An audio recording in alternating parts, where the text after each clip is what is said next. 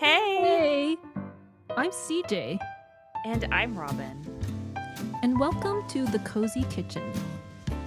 Come and make yourself comfortable here with us by the fire. Let's chat about baking, friendship, and cozy hobbies. And if there's time and enough tea, maybe we'll even unravel some traumatic backstories. I mean, there should always be enough tea.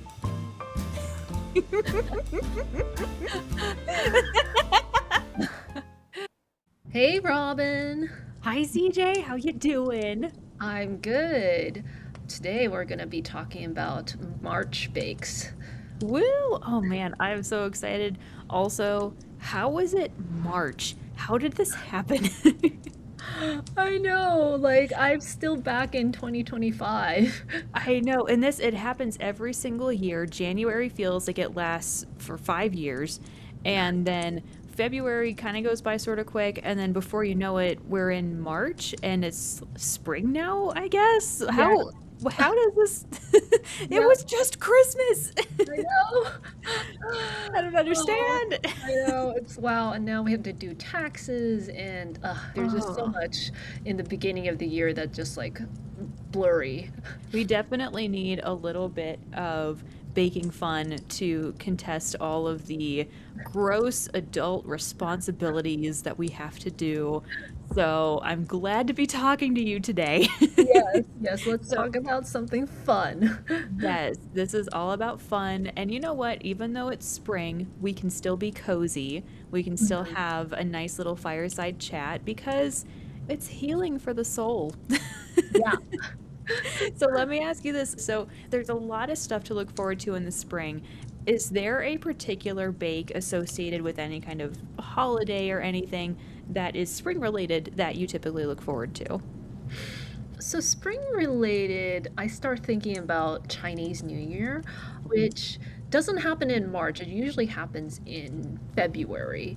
And bake wise, I don't think we do a ton of baking in Chinese culture, especially dessert wise. What about like moon cakes? Is that Chinese New Year? Does that count as Yeah, baking? that does count as baking, but that's actually in September. So that's like a Oh. mid-autumn type of thing. So it doesn't happen in the beginning of the year. Hmm. So as far as like this season, that's what I think of in terms of holidays. But in terms of bakes, I like to think about Mardi Gras. Hmm. And when I think of Mardi Gras, I think of king cake.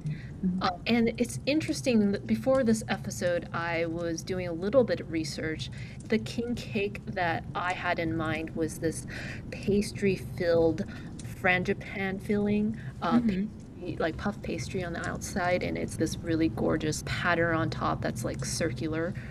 And Hmm. I was looking it up, and it's called Galette de Roi. I'm butchering the French name for it, and Hmm. it's literally cake for the kings, basically. Ooh.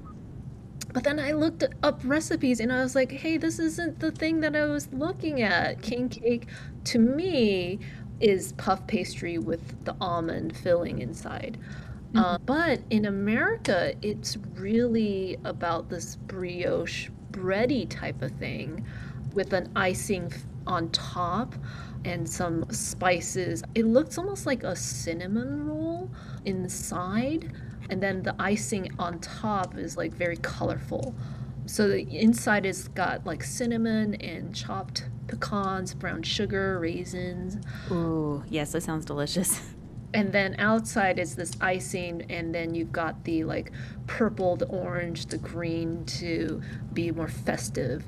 And Hmm. so then I looked into how, like, why is there's this differentiation between the French version Hmm.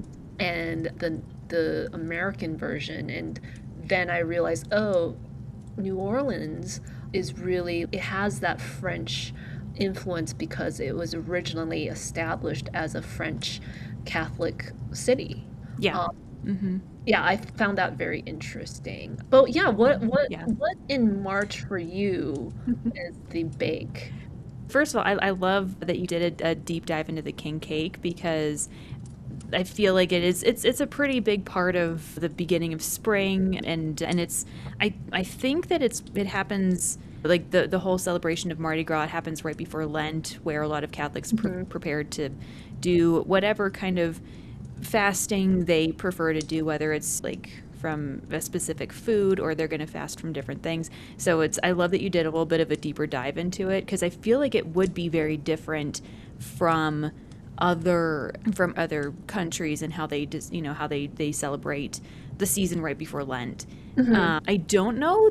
I would love to actually, maybe we could do another deeper dive on this later, but I would love to know the idea behind the colors, because green, purple, gold, they're very typical colors for Mardi Gras, but I don't really understand why. I don't know where Hmm. that comes from. So Yeah. that's a tale for another time. Yeah. But yeah, fun fact, I have never had king cake before. I've seen people eat it, and I guess the whole idea is to find the little baby Jesus in Yes. the king Yes. cake. Yeah.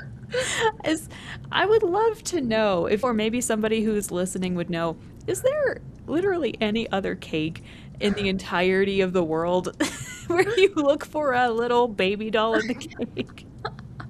I need to know. Is Hmm. it's so random, but it's also there's got to be a history to it. Yeah. So, Yeah. yeah, yeah. But yeah, there are a lot of really fun bakes, and I would love to talk about a couple different ones in the weeks to come. For instance, I would love to talk about Purim, because that is a fun Jewish holiday that happens in the spring, and Hmm. you make hamantaschen. But we can do more on that later, because Okay. that deserves a whole other episode, because I love hamantaschen. But one that is specific more to March Uh-huh. is that I've been focusing on is St. Patrick's Day. I love St. Patrick's Day holiday, and want to preface to say that I do not drink at all. I don't do dry January. I've done a dry 34 years of living.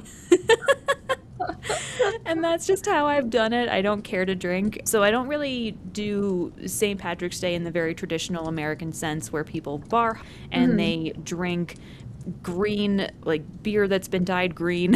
I don't do any of that. I like to celebrate it in a different way. I think for me, St. Patrick's Day is very much about wanting to get more in tune with the outdoors and with nature, especially Hmm. after the winter season is pretty well past. Although, Hmm. if you're in southwestern Pennsylvania, that's when you know that the winter's really just ramping up, because that's.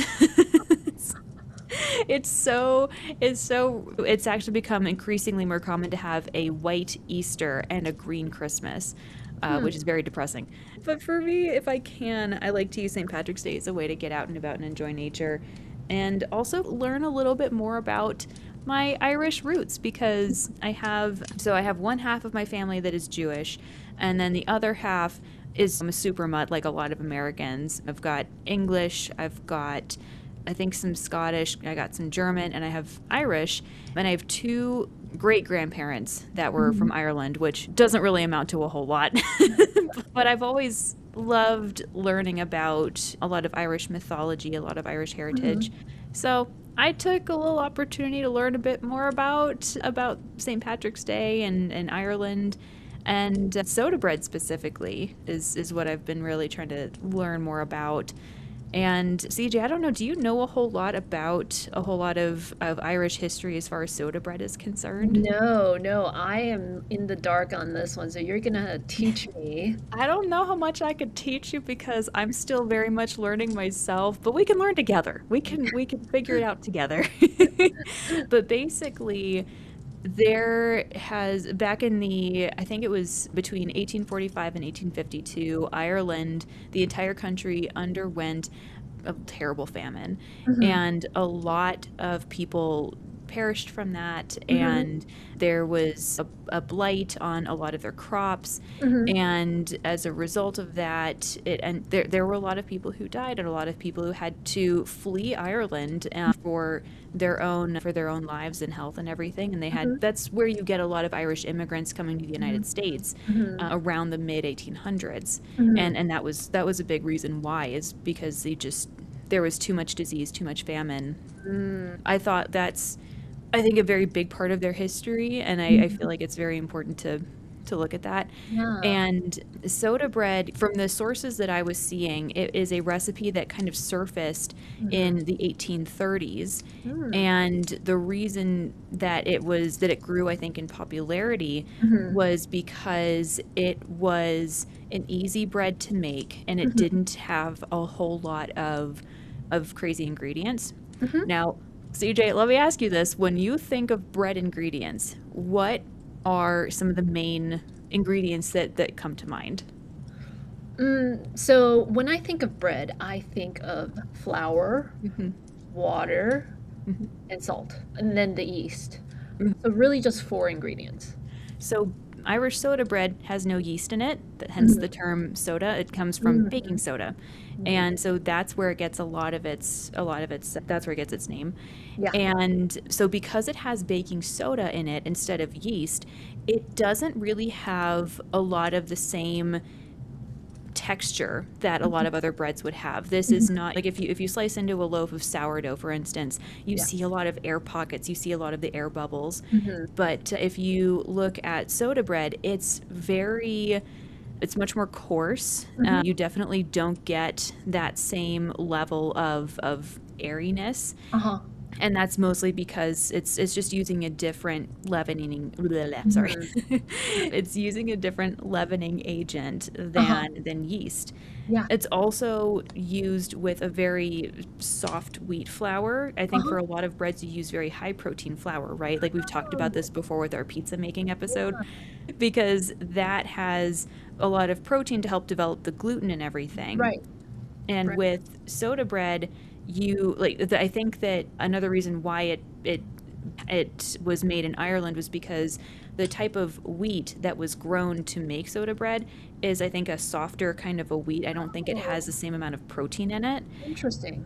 Yeah, so it makes for a very moist and crumbly bread Mm-hmm. rather than something that's more glutinous. Uh-huh. So, yeah, so that was a thing that I learned, and I thought that was really Wow. cool. Also, apparently, you don't need soda bread the same way that you would need any other kind of bread. That makes Apparently, that sense. makes it too tough. So, Yes. yeah. Interesting. So one question I had is soda bread, is that a quintessential like St. Patrick's Day serving? Like you Mhm. eat this during this time of year? Yeah, I feel like at least in America it is. And I was also Mm. looking this up. Apparently, soda bread can be found in a few different places. You can find it in Ireland, obviously. You can find it in Mhm. the US. You can also find it in places like Scotland and Serbia. That was what Wikipedia Mm. was telling me. But I feel like as far as in America, I can't speak for Ireland because I've never been there, Uh-huh. but at least in America, Irish soda bread on St. Patrick's Day, I feel like it's fairly well known. I feel like it's very popular to do, and this it was actually something that we had a lot growing up. Mm. We my mom did a lot of things from our Irish roots, and this was one of them where she would make Uh-huh. soda bread. And because soda bread is really not all that sweet, she would put raisins in the soda bread. Mm. And I was reading somewhere that whenever you do that, it's called spotted dog, Huh, and I think that's really? another name for it. That's such a cute name. And do you Yeah. eat it alone or is it in combination with something else? I mean, I'm sure that you could eat it alone. I'm sure that if you had just like a slab of it with some really good butter, I'm talking Mhm. like the Irish Kerrygold butter, which is Mhm. delicious. It's my Mhm. favorite butter ever. Yeah. You could double down on the Irish and you can enjoy it like that. I think that the way that I have seen it enjoyed is you have it either with a stew, like it's a really good bread to sop up a really Mm. nice hearty stew, or you can have it as, I think you could probably also have it with maybe like soups and everything Mhm. too. I don't know that I would ever use it for sandwiches. I don't think that Mhm. it's a very sandwich forward bread. But I do feel like, and I've not tried this myself, but feel like it could also make for a pretty good bread pudding if you wanted to. I don't know for Mm. sure, but Mhm. the Mhm. elements are there. Like it's crumbly, it's also very filling. I Uh-huh. just feel if you wanted to make a bread pudding out of it, you probably would have some pretty good luck with it. That's so interesting. It reminds me, tell me, because I've never had soda bread. It reminds me of cornbread. Hmm. Um, it Yeah. is the texture similar in any way? The way you eat it, it sounds like cornbread. It's actually very, very similar to cornbread because it can be crumbly. And it is Hmm. interesting that you asked this because I was doing some reading on just the history of Ireland and in the post-famine era a little bit. Uh-huh. And apparently, and this is I'm going to read from the source that I found, which I can link to it, but it's sodabread.info/history. Huh. That's the URL I was Wow. using. That's so cool. And apparently, during the famine years, Irish grain was exported to England, while corn and corn maize was imported from the US. Hmm. And so basically, corn maize became the main source of food during the Irish famine. Hmm. And I remember reading a book a long time ago, and this was a fiction book. It was historical fiction, so, we can take it with a grain of salt Hmm. and baking soda. Hmm. Sorry. I'm sorry. But in this book that I read, I believe it was titled Galway Bay. And in this book, it took place during the years of the famine, Hmm. and the people in this Irish town were given cornmeal, Uh-huh. and they didn't know what to do with it. They had never seen any kind of cornmeal before, and Hmm. as a result, because they didn't know how to properly cook it, Hmm. I think that it ended up giving them more issues than solving the issues. Hmm. Because if you don't properly cook dried corn, that can lead to, I think, some digestive issues. Please, Hmm. again, don't listen to, I don't know, I don't know that that's for sure, but if it's anything at all, eating undercooked beans that have been dried and anything like that, like it's probably not going to be very good for you. Hmm. Probably going to give you more issues. But yeah, so it's soda bread is sort of similar to cornbread in that it can be crumbly in my Hmm. experience, and it's mealy, I would say. And there is apparently a link to how the Irish would get this corn maize grain from the US, which is, I don't know why they did it that way, and it was probably like a government thing. Maybe it was a thing from England. Maybe they were making the Irish sell their grain to England. But I'm just like, they're these people are starving. Don't make them export anything to anywhere. Like, import. Give them what they need. But yeah, there's a really interesting little bit of backstory where they would get corn maize imported from the U.S. Hmm. And apparently, there is a misconception Hmm. among the historical part of all of this, that basically the misconception is that the Irish imported soda bread from Native Americans from the United States. Hmm. And that is not actually true. There Hmm. is a correlation, I guess, because Native Americans used something called potash to make their bread. And Hmm. potash is, if I can find it in my notes, let's see. Native Americans were the first to be documented using pearl ash, a natural form of baking soda formed Hmm. from the ashes of wood, and this would leaven their bread without yeast. And I believe that that was something I found on Wikipedia, but apparently that is a misconception. Hmm. The Irish did not get the idea from the Native Americans. They Uh-huh. just they're like their only link to America was the potato blight. So but yeah, it's fascinating, and the whole reason why. So the basic, like you mentioned before, the basic ingredients in soda bread are flour, salt, and let's see, yeah, flour, baking soda, salt, and also buttermilk. Hmm. And as buttermilk is acidic, and it Yes. would have been something that even in famine days people might have had if they were making butter. Hmm. And so if you add in the buttermilk and you add in the baking soda, Yep. you're gonna get Chemistry some, happens. yeah, you're gonna get some leavening. Yeah. So yeah, that I feel like that was a fun, like, a fun fact. I don't know. I'm really nerdy about how things are leavened. I don't know why. Yeah, yeah. And it's so interesting because I like I feel like it's more prevalent or more celebrated in the east on the East Coast. Over on the West Coast when I where I grew up, St. Patrick's Day was always Yeah, the green like shamrocks and stuff. Mm-hmm. There's that the beer aspect or the Mm-hmm. drinking aspect, but never the food aspect. So it's really interesting to me, like you think of soda bread. I was surprised to because I did see earlier there that raisins are in it, so I thought of it almost like a non-sweetened, like almost a scone. Um, Yeah, yeah, I would. I feel like it's not dissimilar. It doesn't have the same kind of rich butteriness that you would find in a scone for sure. I think it's a little bit drier than that. mhm. But the texture is not dissimilar from what I'm remembering. Mhm. Mhm. That's so interesting. And for St. Patrick's Day, did you guys sit down to celebrate the holiday with this meal? And what happens like for desserts or other baking that happens for this holiday? Yeah, as far as I know, as far as I can remember, we didn't do a whole lot of it wasn't like the Christmas or Thanksgiving. Like we didn't really have a designated day where we would sit and we would have all of this, like a big feast or anything. I believe what my mom would do is she would make things like shepherd's pie, which is another very Irish Mm. dish, and it's very, very good. And actually, Yes. CJ, with your newfound interest in a lot of more British baking, the Irish have some similar bakes that I really think you would enjoy, like shepherd's pie or cottage pie. Yes. So, I yeah. love shepherd's pie, and I didn't So know it good. originated in Ireland. Yeah, yeah, I believe so. I'm almost certain that it did. I'm sure somebody out there knows way more about it than I do. But yes, I believe that shepherd's pie is a very Irish dish. Mm. So if we were to do anything for that day, it would probably be something like that. Mhm. And I don't know about desserts. Oh, you know what? There is a dessert. I don't know if it's strictly for St. Patrick's Day, but there Mhm. is a dessert called potato candy. Have you ever heard of this? I have not heard of this. Tell me more.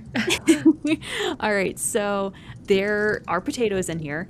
Um, Uh-huh. and I don't know if this is strictly a St. Patrick's Day thing. Like you think Ireland, you think potatoes, that's just the biggest thing. And I Uh-huh. feel like I've made this before with one of my roommates in college because she was super into a lot of Irish actors and a lot of actors from the UK and Great Britain. Which, fun fact, Northern Ireland is part of Great Britain. The Republic of Mhm. Ireland is not. I Yep. did not always know that. And I know it now. But she was very interested in all of that. So there was one day where we made this Irish, or not Irish, but just this potato candy. Mhm. So basically, it incorporates about half a cup of plain mashed potatoes, Mhm. half a cup of salted butter, 6 to 7 cups of powdered sugar. You're needing a lot of powdered sugar. This is a This is very why it's called potato candy. candy. And then you can also have some vanilla extract. And then it says that for this recipe, you can fill it with creamy peanut butter. And the Uh-huh. way that this recipe made it, it looks almost like a roll cake where you Okay. have the filling in the middle and you see the Yeah. spiral as you cut Yeah. into it. It looks very much that. And Yeah, I so is it guess. like your peanut butter filling, kind of like the jam of a roll cake? Yes. Yeah, yeah, that's basically it. So the peanut butter makes that spiral, if that makes sense. Wow. Mhm. Okay. I've never heard of this Mhm. before. Yeah. What's it taste like? It's been a while since I've had it, but it's very I mean, obviously it's very sugary. You get a lot of the vanilla. The dough itself doesn't have a whole lot of flavor outside of this is just sweet. And from what I'm remembering, the texture is not entirely dissimilar to mochi. I think I remember it being pretty chewy. Interesting. Huh. Yeah, because it's gotta be able to be firm enough Mhm. that you can roll it into a ball, you can roll it out, spread Uh-huh. the peanut butter, so it can't be too sticky or anything. So yeah, Is it's there a lot of kneading involved to get to that state? Because I'm thinking mashed potatoes and like mhm. to form mashed potatoes, it seems like it would be a harder task than actually making roll cake. A little bit, I think. I don't remember how much we had to stir them, but I think it's saying that oh, okay, so instead of boiling the mashed potatoes and Mhm. cooking them that way, you want to bake them in the microwave because whenever you boil the potatoes, there's a lot of water that gets put into the potatoes. Right. And also once your potatoes are cooked and mashed, they have to be completely cool before you add the sugar in because if they're hot when you add in the sugar, everything is just a melty mess. So potatoes Mm, have to be completely cool. mm. As far as kneading them, I don't think I really remember what we had to do. I'm gonna look at the recipe here. I think I don't think it says you have to really knead it. I think that once the potatoes are cooled and you're adding in the sugar, you basically just add in more powdered sugar until the dough is in a moldable state and Oh. it has to be firm. So maybe in the same way that you make like fondant or something, Uh-huh. like you just Right. keep adding powdered sugar until you get something that's like a dough. Wow, interesting. I've never heard of this technique. I'm a little scared about the 7 to 8 cups. Yeah, yeah, this is definitely one of those things where it is a candy. You're not meant to it's not like a cake where you're not meant to Uh-huh. have a whole big old slice of it. Right. It's supposed to be like a truffle-sized, bite-sized piece. Mm, mhm, mhm. So, yeah, this is yeah, very much a candy, very much enjoy it in moderation. I would So, definitely yeah. try it. That's so cool. I've never known about. I've heard of soda bread before. I've never had it before or never made it before. But potato candy, at first, when you told me that, I was like, it sounds almost like a chemistry experiment for high school. Mhm. I mean, it is a little bit because I think you need to know how things are going to react whenever you do certain things. And Mhm. powdered sugar is weird, and potatoes are weird in just how watery they can actually be and in how, like, they can actually make a dough. So I don't know. It's very fascinating. And potatoes are such a versatile fruit. I don't think they're a fruit, but they're such a versatile tuber uh, Yes. that there's so much that you can do with them, and they've got a lot of nutrients in them. Yeah, Yeah, yeah. it's very cool. But yeah, I feel like the spring is just such a wonderful time to, I don't know, see what is new, see something that you haven't tried before and learn something new and maybe in doing so learn about a whole other culture. Like I would love to learn more about Chinese New Year traditions, even though that's February, but still it's a good reminder that it's fun to learn about something that you don't know a whole lot about.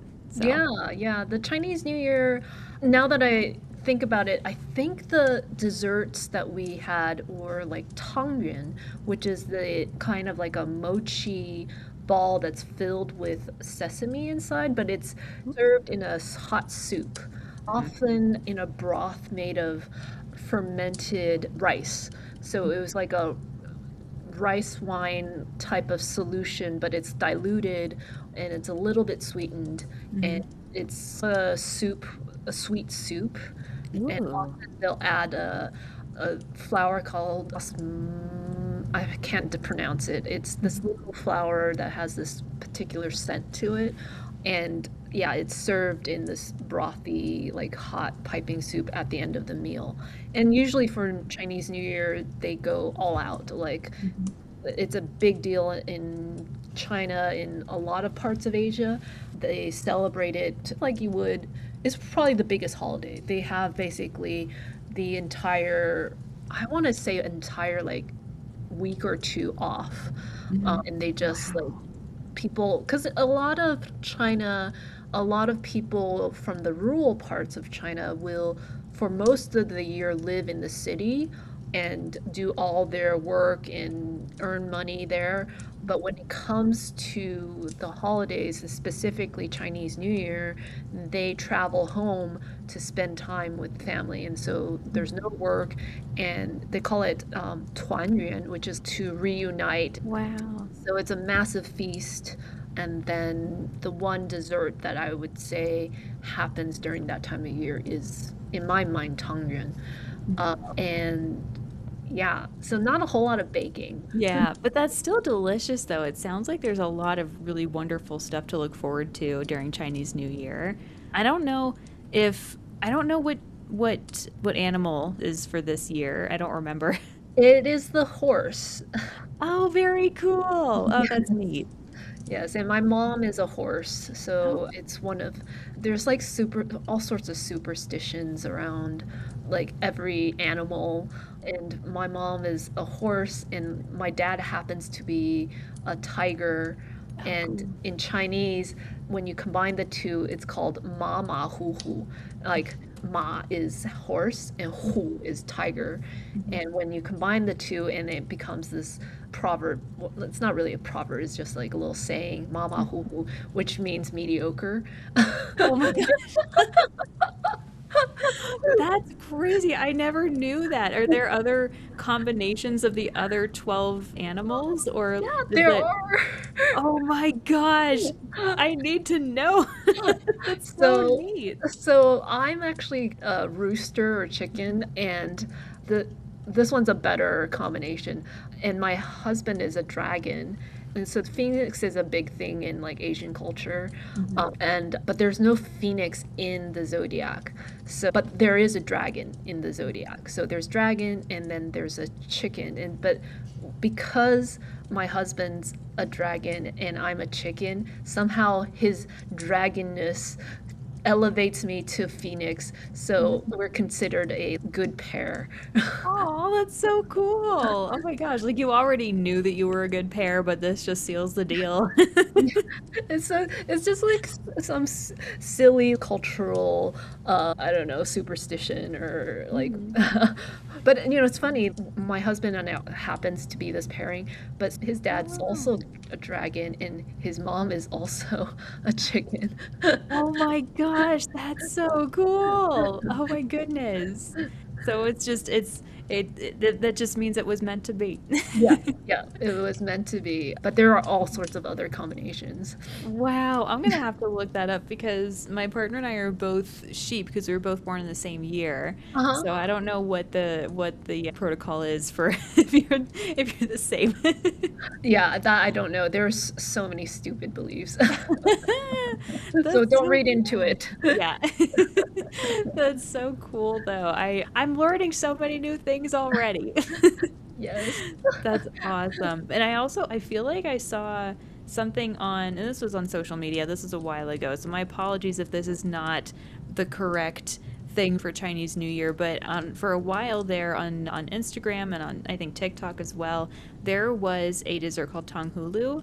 Have you seen this dessert? Yes, Because it looks yes. delicious, but it also looks very terrifying to make. Well, yeah, it's like candied apples, right?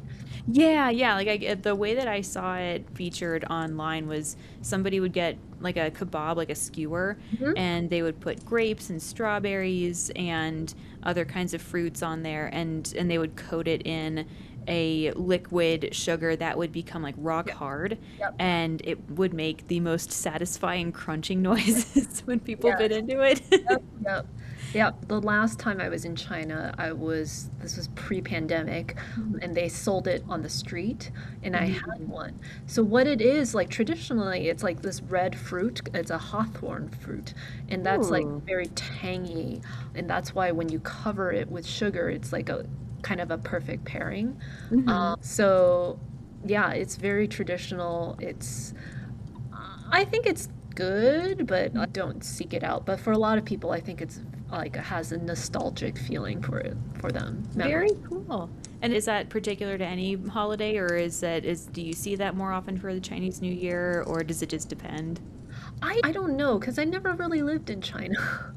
Yeah, yeah, that's true. That's true. I wasn't sure if it was just like, because I don't feel like I've ever seen it in America, or maybe I have and I just didn't notice that was what it was. But yeah, I wasn't sure if it was particular to any one like tradition or if it was just something that people just enjoyed year round. I think because it's harder to access the fresh hawthorn fruit, Mhm. at least in America, so you wouldn't see it as often. I think in America, the Chinese grocery stores, I remember as a kid getting the dried hawthorn candies. So that, like, they come in these little roll of coins, and they would Oh, neat. flakes instead. So it would have that hawthorn flavor, but then it has the sugar in it already mixed together in like little coin pieces, and you Mhm. would suck on those. Oh, very cool. Oh, that's so fun. Oh, yeah, that would be a fun treat for sure. Yeah, What yeah. does hawthorn taste like? Is it like sour? Is it very citrusy? It's sour. It's not really citrusy. It has its own like flavor. I want to. It's almost like a maybe kind of like a quince, mm, but it has its own like flavor. So it's like tart. It has a lot of, I guess, fibrous. But then when Mhm. you cook it down, it you can make like a jerky out of it, like a fruit Ooh. jerky. So it's a very interesting fruit. Yeah, it sounds awesome. I've never had hawthorn before, and I feel like I need to try it now. Yeah, I don't know. I've never seen it sold fresh in the States. Hmm. But I'll have to send you like the little coins. Yes, please. I would love to try it. It sounds wonderful. I don't know. I love learning about all kinds of different, like just different foods that I never grew up with. I've never Mhm. tried them before. So, yeah, I'm here Yeah. for it. Yeah, yeah. So we concluded this episode with a little belated Chinese New Year's tidbits. Yeah.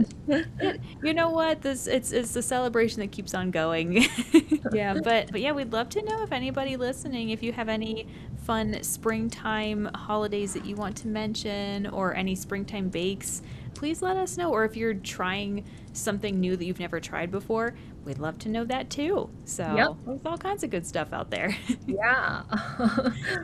Yeah, so great talking to you, Robin. It was so fun. I'm looking forward to winter thawing out.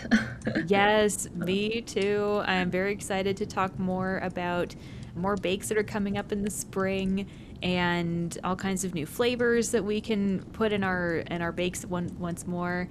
And I think it's going to be a really nice spring. Yes. It'll be good. And so thanks to everybody for listening. Please remember to like and comment and subscribe. Yes. And yeah, leave a comment down below if you want to hear us talk about anything that's baking related or Yeah. not. We're open to possibilities. Yes, yes. And yeah, we really would love to hear from you what you're doing now for spring bakes, celebrations you're having, maybe even struggles. Yeah, we're here for you. We Yep. want to hear about it and we probably can't give a whole lot of super official advice, but it helps to just have somebody who listens. Yep. But yeah, it was so good to see you, CJ, and I'm looking forward to our next time that we sit by the fire. Yes. Yep. Well, until next time then. Until next time, we'll see you guys later. See ya. Bye. Bye. We're so glad you stopped by. We can't wait to see you the next time we sit by the fire. See you next time. Next time.